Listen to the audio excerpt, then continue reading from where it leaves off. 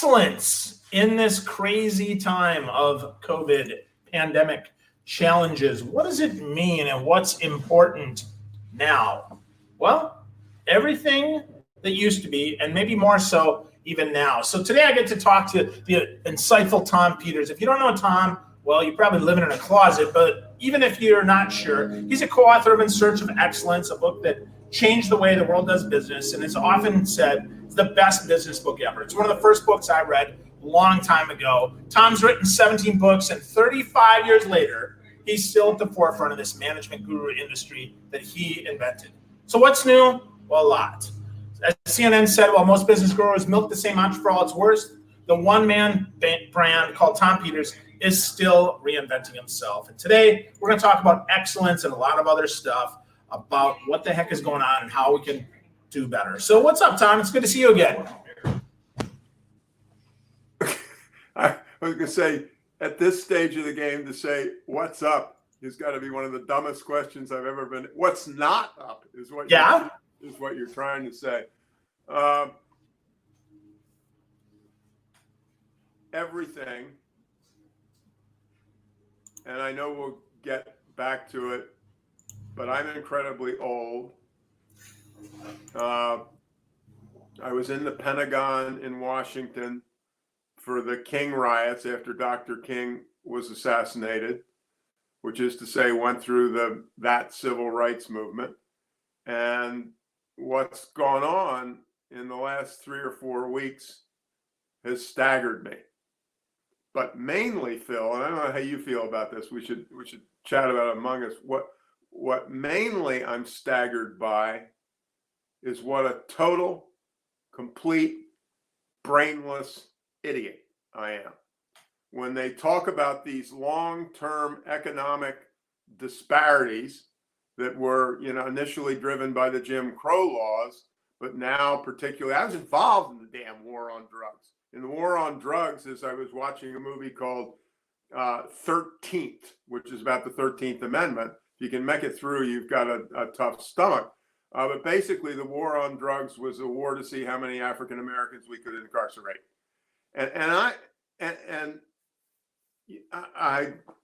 I'm a history student, and I just didn't know what I didn't know, which means I'm an elitist pig of the sort that I think I am trying not to be. So that's we will talk about COVID, obviously, and that's huge. But I've been working on some stuff, and I've been doing some rewriting, and I don't have anything profound to say, except the inequality thing runs 20 times deeper than I thought. And I won't use Navy language since we're in a public space, but Mr. Phil and your company, what the F are you going to do about it in the short to medium term? There was a wonderful thing I read. I don't remember where it was. And it was an African-American guy, and there was some company that had been doing stuff, and they were running the Black Lives Matter thing and so on. And so this guy's response was, he said, I really liked your BLM tags. Could you please send me a photograph of your executive team? And I thought that was, one of the most brilliant one-liners in history. And then in the same article, it was fascinating. One of the Google founders, I don't know whether it's Bryn or Page, but his wife runs a prominent tech software company. And she was quoted as saying, basically, I looked at the photograph and we don't have anybody. And I think that's common. So the cool thing, if that's a word that could be used, is I think we're taking it much more seriously than I thought we would.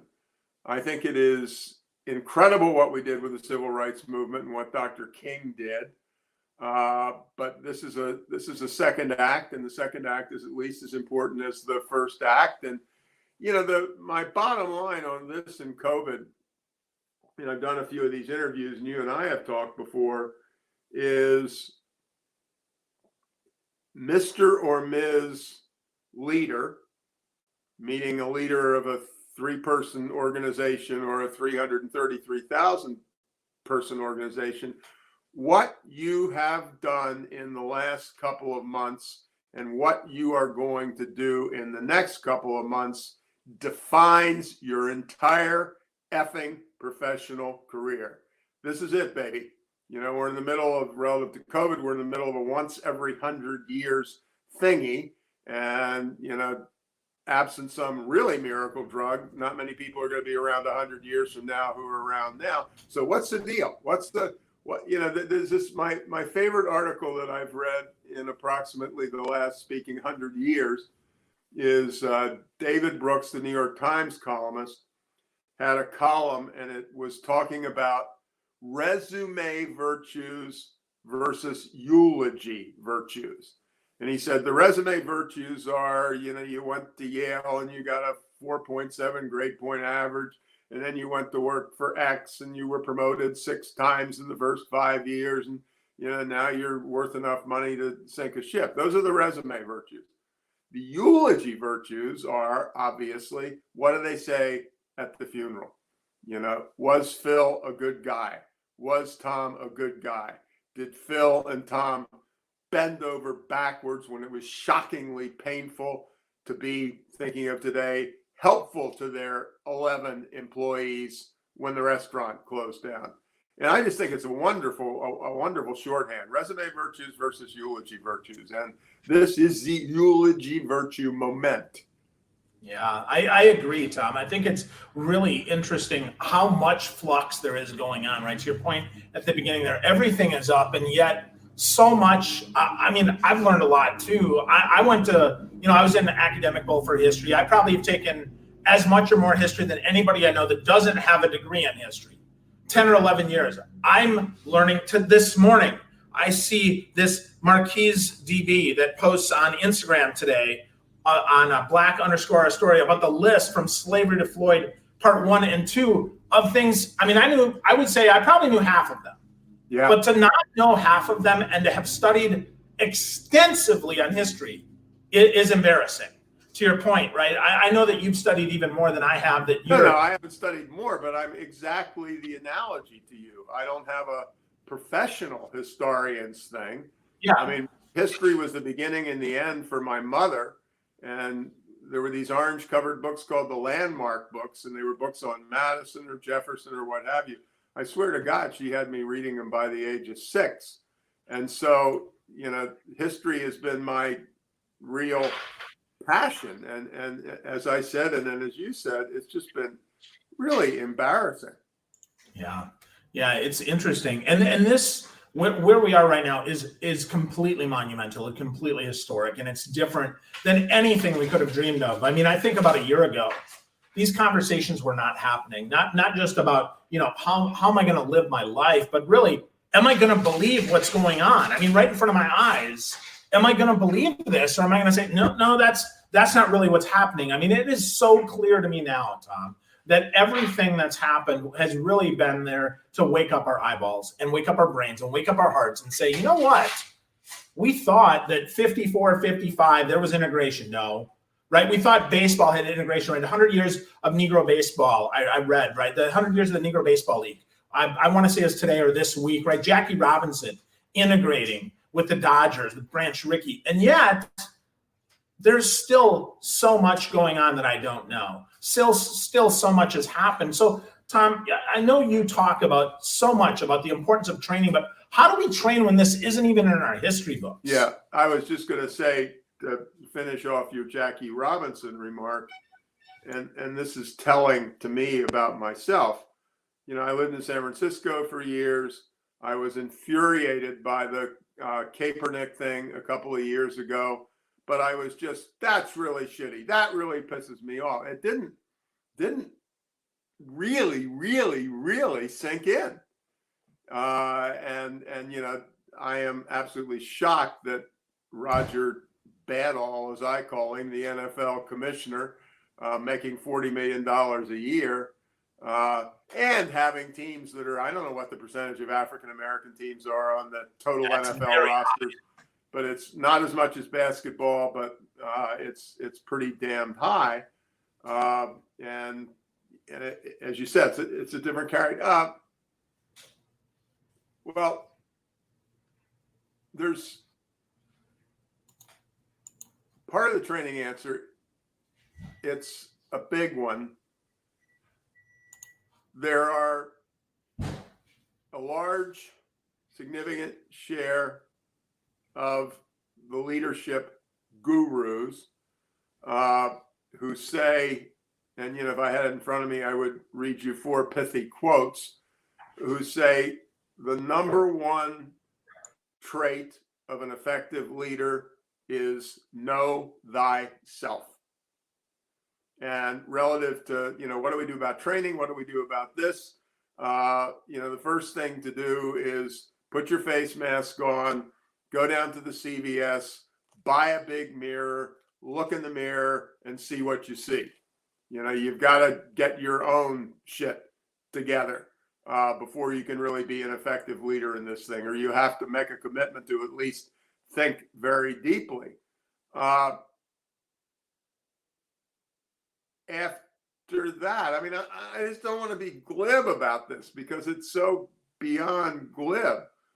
One of the answers, if suppose you're running a company with 50 people, is that look at the photograph of the executive team, which in the case of the 50-person company, there are probably 7 managers. Look at the set of 7 managers and see what it looks like. Gender, race, whatever dimensions you want, and then make a public pledge, if you're not where you ought to be, that you are going to do something significant within X. A little movement in 6 months, a lot of movement in 12 months. Look a little bit pretty much like what you ought to look like in 18 months, but some real hard-nosed commitments. And then, if I don't like cheap comments, but if I did have a training department with 3 people, I would want each of those trainers to really go online, go back to school, read 1,000 pages and see what they ought to be doing.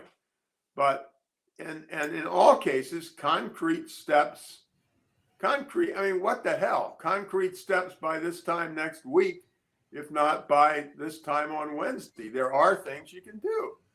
I'm not saying fire 5 of your 11 managers and hire African-American women to replace them, but move in that direction for God. It's just like make an ironclad pledge that your executive team, as I said, 7 what does a car dealer have? Car dealer probably has 5 people who are managers.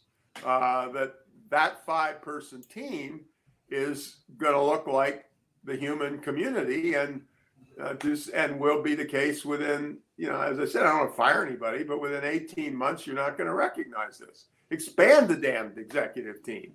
You've got 7 managers. Why not up that number to 9 now and find 2 people? And this isn't, it is and it isn't. Affirmative action kind of got a bad name at times. This isn't affirmative action. Are we allowed to use bad words occasionally? You can talk, Tom. This isn't affirmative action. This is don't be an asshole any longer.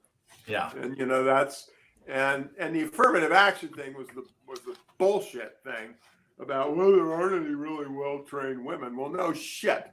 If you never promoted any women into management, don't be surprised that there aren't a whole lot of women with management experience. And the same thing is true with our African-American brothers and sisters. And it's not true.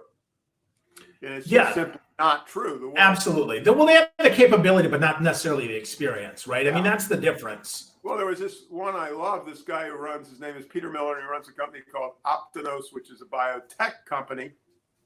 And I actually used him in my last book. And he said, we have a rule, and the rule is we only hire nice people. And he said, let me be clear what I mean here. We've got a job to fill, F-I-L-L. We've got a job to fill, and it requires a PhD in molecular biology that is the sexiest thing you've ever heard of. He said, let me tell you the secret. There are actually a lot of people in the world who have that degree. Hire the nice ones. Don't hire the jerks. And, and I love that, that whole idea, which is another thing, which is, I don't know, it's been big for me. I guess it has, but it's become huge. And that is hire and in particular promote for empathy. Empathy first. Yeah. Pure and simple, no bullshit. 100% of jobs, it is our friend who says, you can find an empathetic accountant. It's not the guy who's fastest with a spreadsheet. He or she may well be, so it's particularly, I mean, I've been writing this paper that I called the 29 number ones, and one of them I said was your number one asset in an organization is your complete collection of first line managers. The stats say that whether you're in Mauritius or Florida or Massachusetts, 70 to 85% of people are not engaged with their job, and their number one problem is not the company.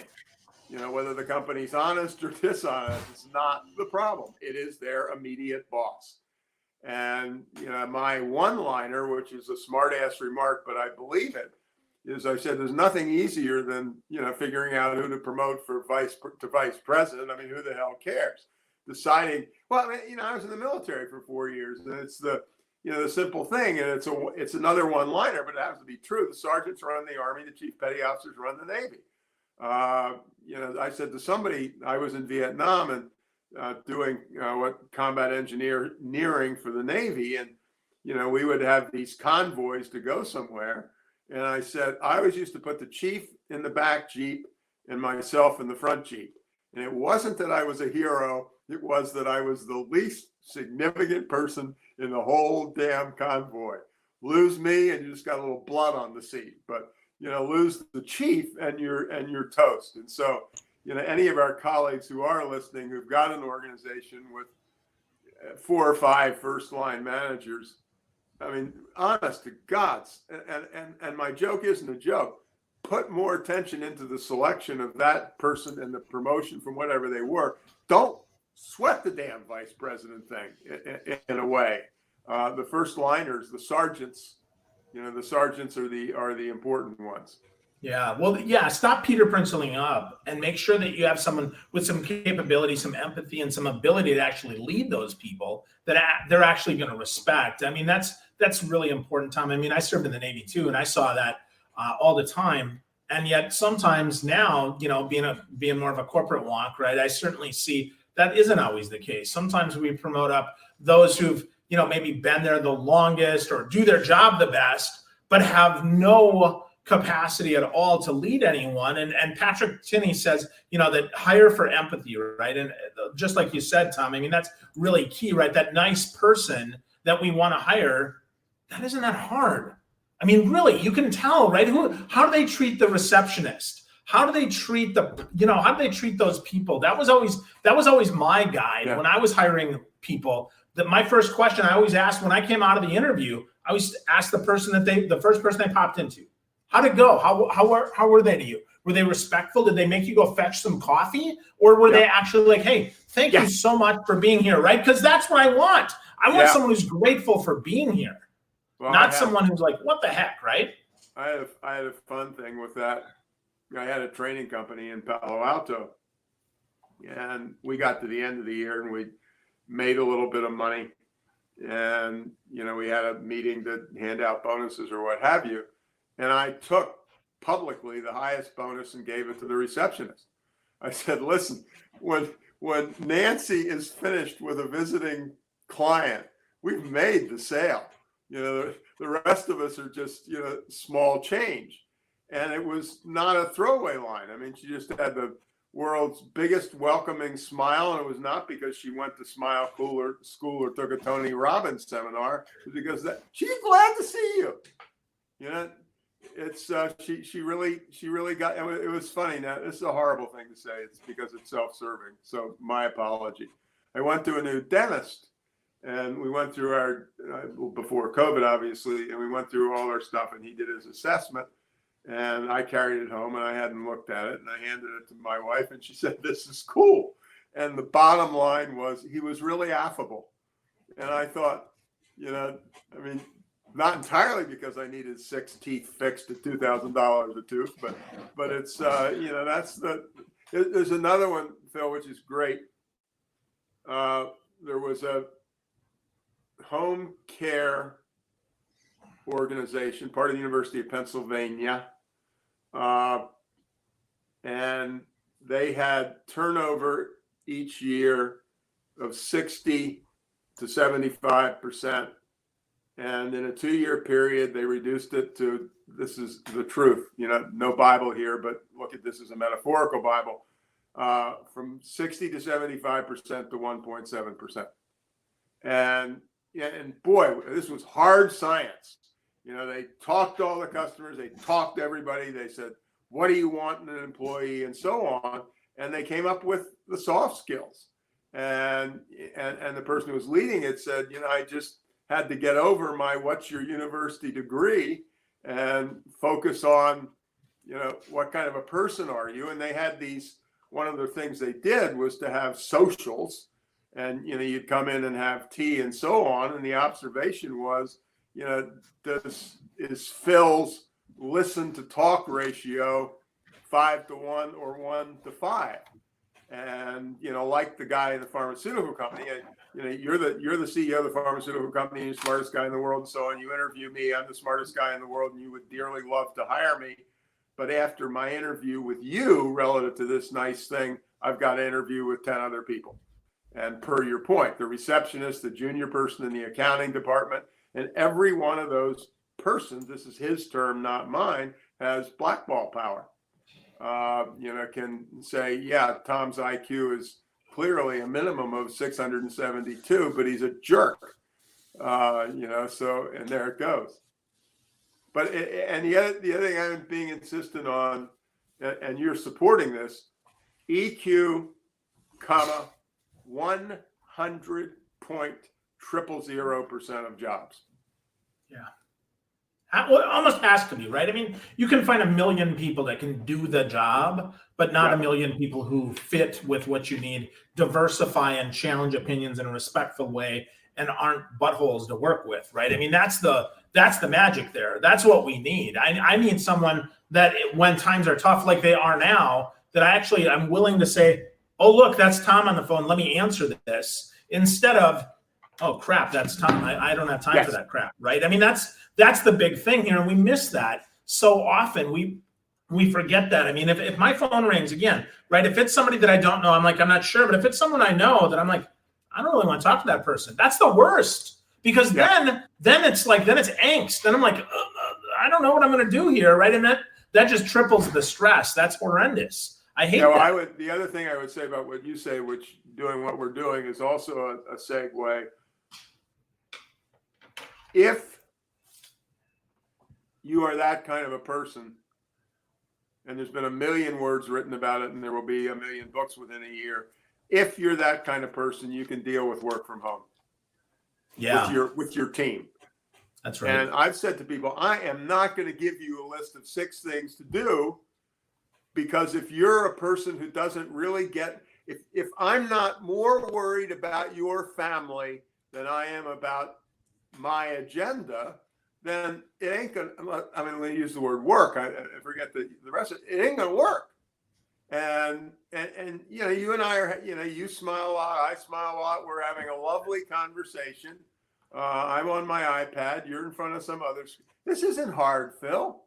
No, this isn't hard. And that's, and the other thing is, relative to the COVID thing, you just have to tell everybody on your team, take care of yourself, take care of your family, take care of your extended family, take care of your community. Those are the first 4.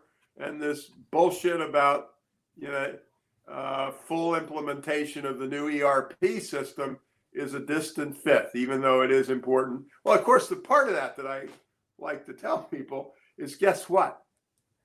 If you allow people to behave that way, the professional part of what they do is going to be infinitely higher quality. It's and I mean this in the best, not worst sense of the word. It's a sucker play. If you Yeah. treat me, there's a wonderful one-liner. I wish I could remember who it was. If you care about what they care about, they'll care about what you care about. Yeah. And, I would love it if people buy all 18 of my books. It'd be good for the royalty flow. But all you need is that sentence, and you get that one under your skin, and you can get rid of all this Dan Pink, Tom Peters bullshit, and get down to the real thing.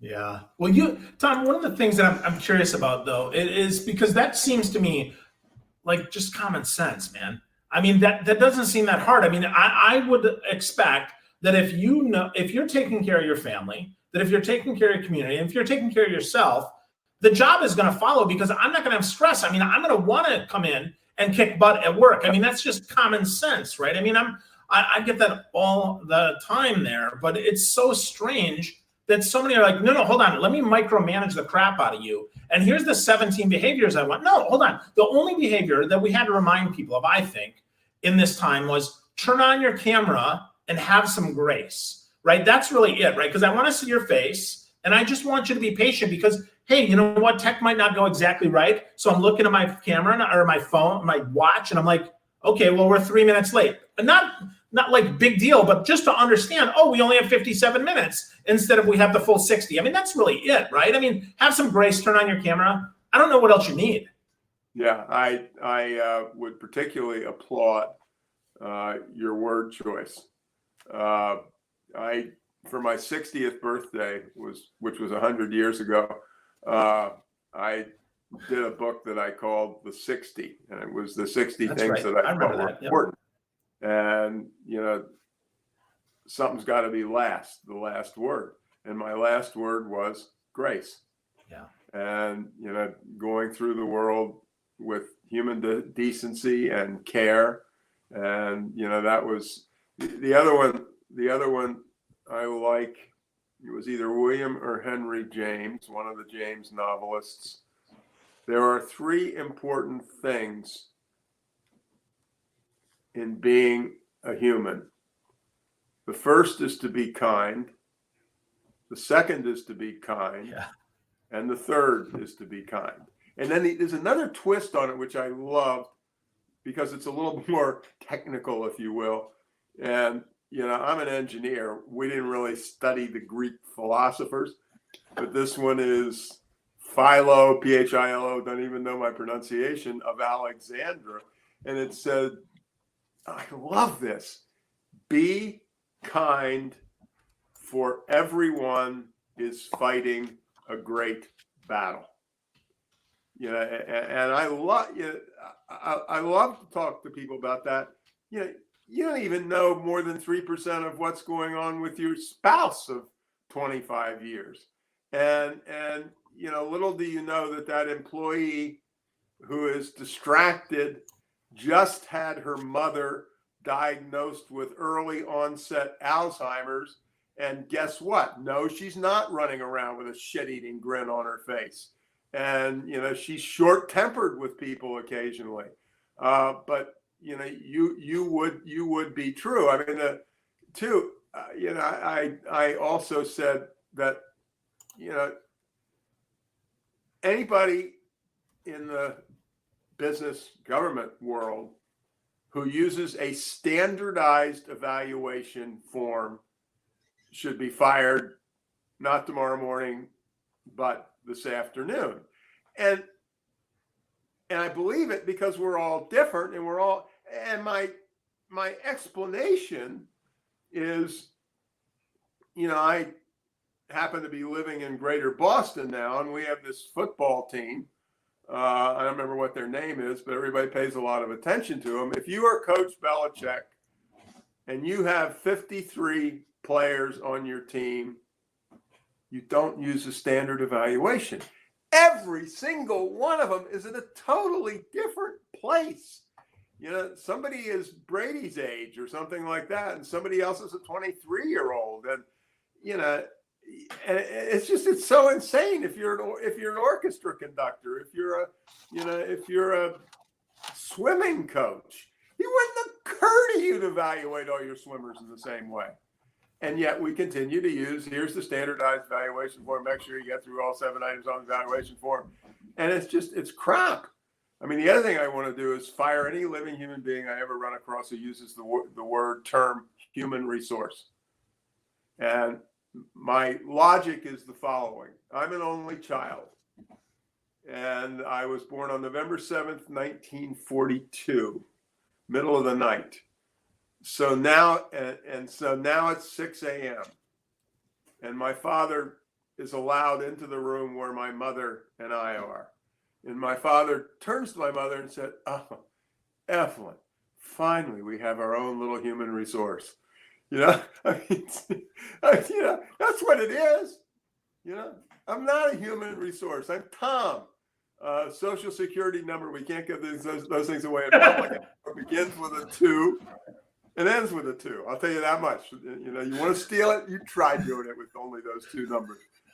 Probably can these days, but that's neither here nor there. But it's a horrible term. It's a horrible term. Yeah, I totally agree. Is it? So is capital better or worse than human capital? Just as bad. Okay. So what do we call it then, Tom? Just human? What do we call it then? I wish I had my little piece of paper in front of me I was writing about, and I said, it's the Department of Seriously Cool People attempting to help other seriously cool people get even more cool. It's 25 letters. It was wonderful. I did it on Twitter, and Twitter being Twitter, some woman came back with this big sign that she had made. Of course. Department door that said, department's door that said something like DWFCC MKKK.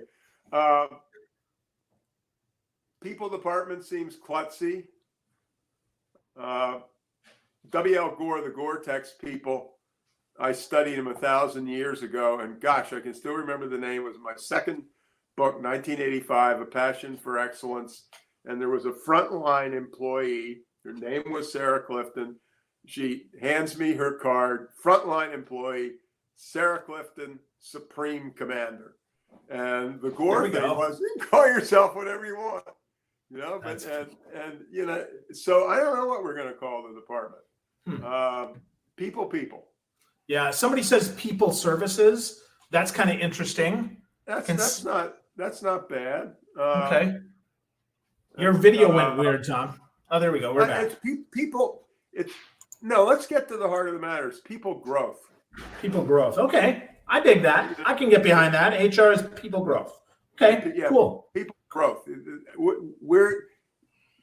You and I are in HR departments and adjoining divisions. That's what we're there for. Absolutely. Yeah, no, that makes sense if we have an organization of nice people that aren't killing each other, right? I mean, that's the thing. Then we don't have to play defense anymore. Then we don't have to have those crazy rules that only protect the company and not the employee at all. Absolutely. Right. So yeah. Okay. No, I get that. Okay. So people growth if we have the right people. Well, you know, it's the other term I used, which is klutzy too, is if you're a leader, you are in the human potential maximization business. Yeah. Yep. And I said it's the highest calling. And you know, suppose you're a manager, you got 10 or 12 people working on your team, and you change jobs and you've got another 10 or 12. I said, listen, if you view yourself as maximizing human potential, I will give you a money back guarantee that you will save far more lives than the world's best cardiac surgeon. Because in the course of a 20-year career, you will be influencing the lives potentially dramatically for 1,000 people. And Absolutely. No matter how quick our cardiac surgeon is, you ain't going to get all the way to get to 1,000. There was something I read again. I think it came from Twitter, and somebody was saying, there are 2 great people really in the world, and so on. And one of them was Elon Musk. And so I tweeted back and I said, listen, I have respect for Elon Musk. I respect him almost as much as that gifted 4th grade elementary school teacher who year in and year out dramatically changes the lives of 26 different kids each year.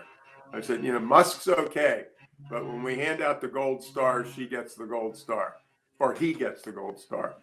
Absolutely. See, there we go, being sexist again. In elementary schools, most of the teachers, you do it. I mean, it's a horrible thing. I said, well, I think when we do that with our experience, though, right? That's the challenge, Tom. To your point at the beginning, our experience shapes our vocabulary. That is the challenge, right? That's why we don't understand privilege. That's why we don't understand equality, because everybody's the same as me. And I'm guilty as charged, right? I've been that guy for sure. I've been that guy who said, you know what? Yep, no, everybody, and I mean this, I don't think I'm special. Then I think about it a little more and I realize not only am I special, you are too, and everybody's different, which is why it's so important that we work for equity instead of equality. Yeah. Because what you need is not what I need. Well, yeah, I mean, just to support that point, I said to somebody, listen, I had the world's easiest life. I was born American, white, male, and in my era, 1942, Protestant. You put those four variables together and the rest is details. The single thing, and I really believe it, I've said to many people, I despise mass murderers and I despise domestic or child abusers. And number 3 on my list is successful people who think they deserve their success. 8,300, the way I like to say is, listen, I'm driving down the road today.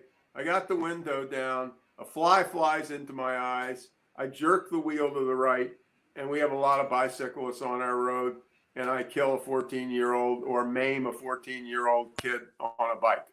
And my life will never be the same. It's just, I wrote a book called In Search of Excellence. And then right on publication day, I could see it. God reached his hand down and he made the timing perfect. On the week that the book was released, President Ronald Reagan announced 10% unemployment for the first time since the Great Depression. And suddenly business books were cool. As I said to somebody, all the business books went from the back of the bookstore to the front of the bookstore.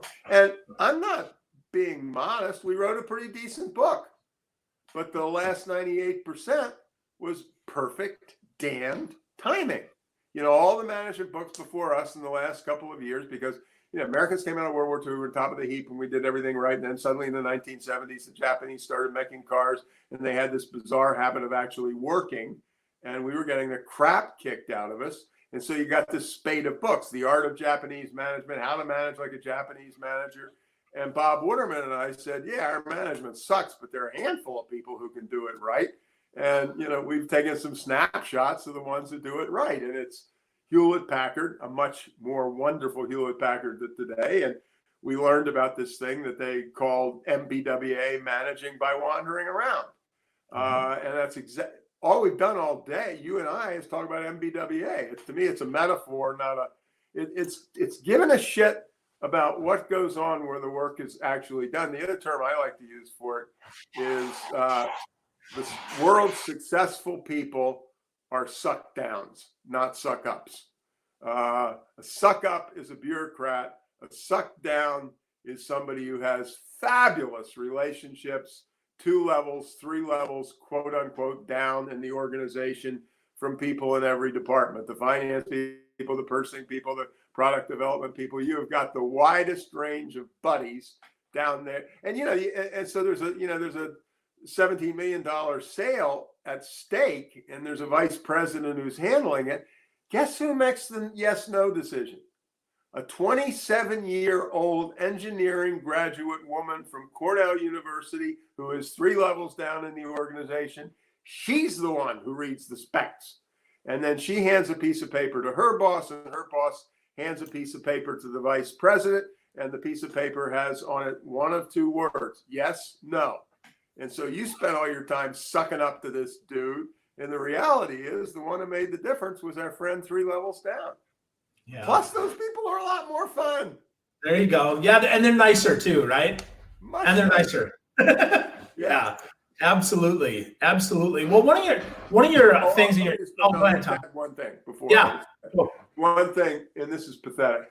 I love the MBWA thing. As I said, it's metaphorical for me as much as technical. And so we have a place in New Zealand, a little tiny 600 square foot place that would not this year go to in the midwinter months. In some of us are not in Florida, up in New England. And it's awful to think that you're 75 years old, you're on a gorgeous beach, you're not going to live forever, and you're walking on the beach thinking about MBWA. That's pathetic. I mean, it really is pathetic, but we won't go there. But anyway, after writing about it for 30 years, I really had, it's a term I hate, I had an epiphany. And I'm sitting there, I thought, why does Phil do MBWA?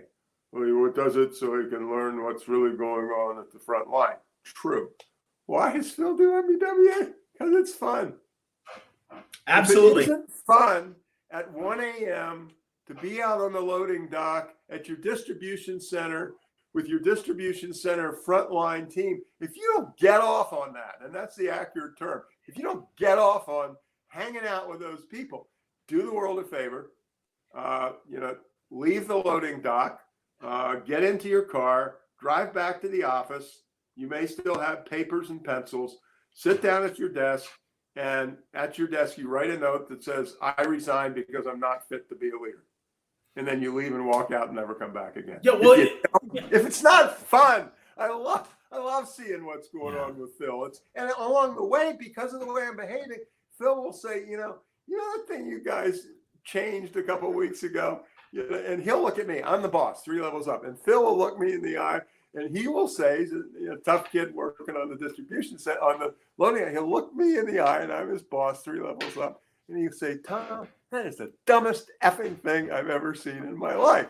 And I'll grin like a son of a bitch and laugh hysterically. And I'll say, okay, what the hell do you want me to do?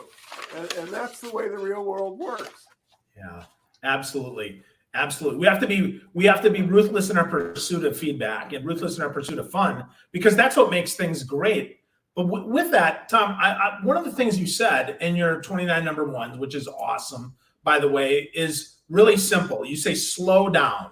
Keep 50% of your time unscheduled. I know Warren Buffett is big on this too. He's like, if you look at his calendar, he's got a paper calendar and nothing is on it except for shareholder meetings. And it's so fascinating to me. So, Tom, talk to me about that, because that's really important. Well, I believe in credit where credit is due. The 50% one comes from a book called Leadership the Hard Way. It was written by a guy named Dov Froman. He was a senior Intel guy. He is one of the godfathers of Israel's high-tech industries. And he's the one who said 50% of your time should be unscheduled, because what's leadership is about, among other things, is thinking. And when you go from meeting to meeting to meeting to meeting, and you're always 10 minutes late to the next meeting, you're not thinking, you're not using your brain, you're not reflecting. There's another, there's a guy by the name of Frank Partnoy, Partnoy, and I stole all this from him in a way. That's where I think I got the Froman quote. And his book has a one-word title, WAIT, W-A-I-T. And he said the essence of being a human being, what differentiated us from the apes, is taking the time to reflect on what you're doing. There are a lot of people who are, I hope there are a lot of people who are watching us and listening to us, and there's no way in hell that they are going to hit the 50% mark. But for God's sakes, make it to 20. Frenzy, and I just want to add an asterisk, and this is really important. You're a boss. There is never, other than a sick child, spouse, or parent, there is never any excuse for a boss being 1 picosecond late to a meeting that she or he is in charge of. And so you say, well, I'm in my meeting with my boss. And I say, I don't give a damn. You say to your boss, listen, my team is gathered together. I told them we were going to get started at 10. And, my sincere apologies if you think I'm being rude, but I got to be there for my team. And so, but then the bigger point in the slow, everything important takes time. You know, 3-worder, best relationships wins. Who has the deepest and the widest set of relationships? Relationships take time. No, they don't take time. They take a hell of a lot of time. No, they don't take a hell of a lot of time. They take an unbelievably hell of a lot of time. Great design takes time. I've been writing about excellence for, X number of years. Excellence takes time. Relationships take time. Great design takes time. Developing a team takes time. Slow the F or heck down and be thoughtful. And of course, again, like everything you and I have talked to, it's the virtuous circle. If we slow down and we create great products with motivated people, then we make more money and we grow faster. This is not, this is not the penalty clause. This is the bonus clause. Yeah. Be nice, take your time, and recognize that it all takes time. That's really awesome, Tom. Lots of great stuff here. I love you reminding us that the best relationship wins. I think that's important. And one thing that I want to kind of close with here is a power word that you talk about that's so important, and that's acknowledgement. And I just want to say thank you from my heart for the last, almost 40 years, Tom. I've been following your work, and I'm grateful that we've got this spend time together. But I would be remiss if I didn't acknowledge you and the impact you've had on me. And I mean that. I want to say thank you. Your book was one of the first books I read. I was very young when that book happened to be in my uncle's closet that I pulled out, and it kind of hit me on the head. And I didn't understand much of In Search of Excellence. But over time, I've gotten to know that really that is what we have. And I just want to say thank you. Thank you. I'm smiling at one thing you said. Peter Drucker was a tough old nut. And he wasn't particularly happy when In Search of Excellence was selling 1 million copies.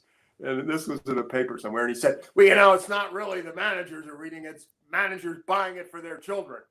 And I said, praise the Lord. I have never had a higher compliment in my entire adult life. Anyway, I will close by returning the thing. And I think we've had a pretty useful conversation, but it takes two.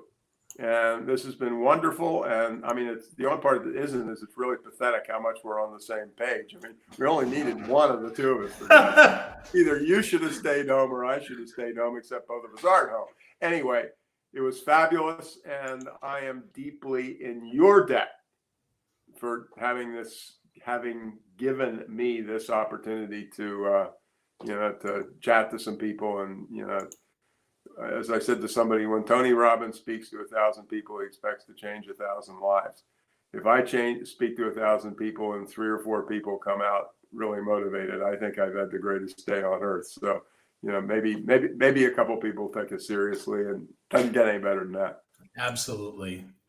So if you've been living in a closet and you don't know Tom, you should check out tompeters.com for sure. His other website is excellencenow.com. Great stuff there. And then his number ones, he's got 29 number ones that are super, super easy to get through. No opt-in, no anything. You just go to that URL on the screen. It's linked off his homepage. Get to know him. Follow Tom on Twitter and get to know him. Tom, again, thank you, my friend. I'm so grateful for you. Thanks for spending time with me today, as always. Thank you. My pleasure. All right.